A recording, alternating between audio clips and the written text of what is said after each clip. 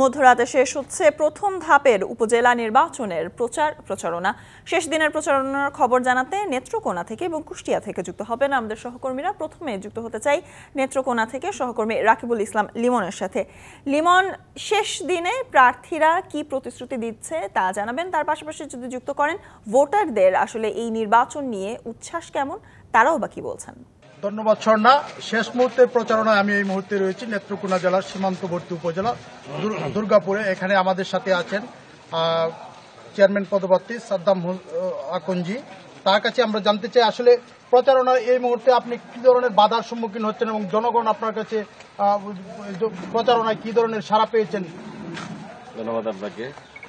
আসলে বিভিন্নভাবে আমাদের বর্তমান এমপি মাননীয় সংসদ সদস্য জনাব মোস্তাক আহমেদ রুহির সমর্থকরা বিভিন্নভাবে জনগণের মাঝে ভয়ভীতি দেখাচ্ছে এবং আমার এক কর্মীকে বিশেষ করে আদালত চত্বরের ভিতরে ঢুকে ওনাকে বেদরক মারপেট করেছে এবং উনি ময়মনসিংহ মেডিকেল হাসপাতালে ভর্তি ছিল। এখন উনি পঙ্গু অবস্থায় বাসায় আছেন এবং আপনারা এটাও জানেন মোস্তাক আহমেদ রুহি সাহেব বর্তমান এমপি, উনি একক প্রার্থী দিয়েছেন। এটা আসলে আমরা কোনোভাবে মেনে নিতে পারছি না। এখানে যারা প্রার্থী হয়েছি সকলে আওয়ামী পরিবারের সন্তান। এখানে উনি একক প্রার্থী দিয়েছেন।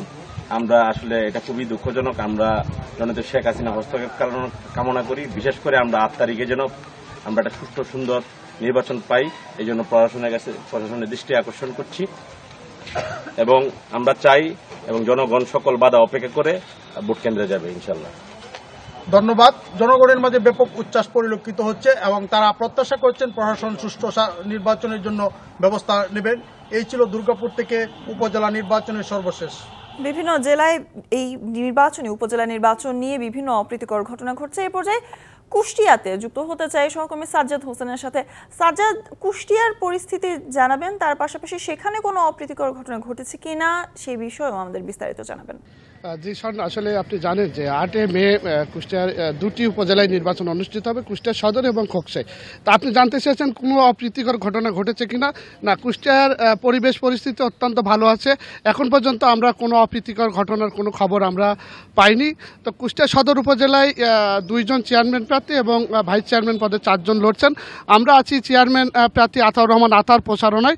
আমরা আপনার কাছে জানতে চাইব, আপনি তো বর্তমান চেয়ারম্যান এবং আবার নির্বাচন করছেন, ভোটারদের কেমন সাড়া পেলেন যেহেতু শেষ মুহূর্তের প্রচারণা, আর আপনি যে গতবার যে প্রতিশ্রুতি দিয়েছিলেন কতটুকু বাস্তবায়ন করতে পেরেছেন। ধন্যবাদ ডিবিসিকে সুন্দর প্রশ্ন করার জন্য। আসলে আজকে শেষ প্রচারণা রাত 12টা, আজকে 6 মে। তো আমি সেই ফজরের নামাজ পড়েই আমি আসলে প্রচার এবং প্রচারণায় বেরিয়েছি। জনগণের ব্যাপক সাড়া আছে। জনগণ উৎসবমুখর পরিবেশে মাননীয় প্রধানমন্ত্রীর যে ইচ্ছা এবং মাননীয় প্রধানমন্ত্রীর যে নির্দেশনা যে ভোট ফ্রি এবং ফেয়ার এবং উৎসবমুখর করতে হবে, ইনশাল্লাহ আমার এই কুষ্টিয়া সদর উপজেলার আমি বর্তমান চেয়ারম্যান এবং চেয়ারম্যান প্রার্থী হিসাবে প্রতিদ্বন্দ্বী করছি। তাতে এখন পর্যন্ত যে সাড়া আছে তাতে মানে ব্যাপক সাড়া এবং মানুষ উৎসবমুখর পরিবেশে ভোট দিয়ে মানে জনপ্রতিনিধি নিযুক্ত করবে। আর উন্নয়নের বিষয়ে আসলে আমি 5 বছর এবং আমাদের নেতা জননেতা মাহবুবুল আলম হানিফ এই কনস্টিটিউশনের এমপি। আসলে এখানে আমাদের 80% যে এই কুষ্টিয়া সদর উপজেলা বা এই কনস্টিটিউশনের মানুষের যে প্রত্যাশা সেটা পূরণ হয়েছে। বাদবাকি যে 20% আছে এটা ইনশাল্লাহ এই 5 বছরে জনগণ যদি আমাকে নির্বাচিত করে সেই নির্বাচনের মধ্য দিয়ে ইনশাল্লাহ সেই প্রতিশ্রুতি বাস্তবায়ন করবে, এটা সম্ভব। ধন্যবাদ।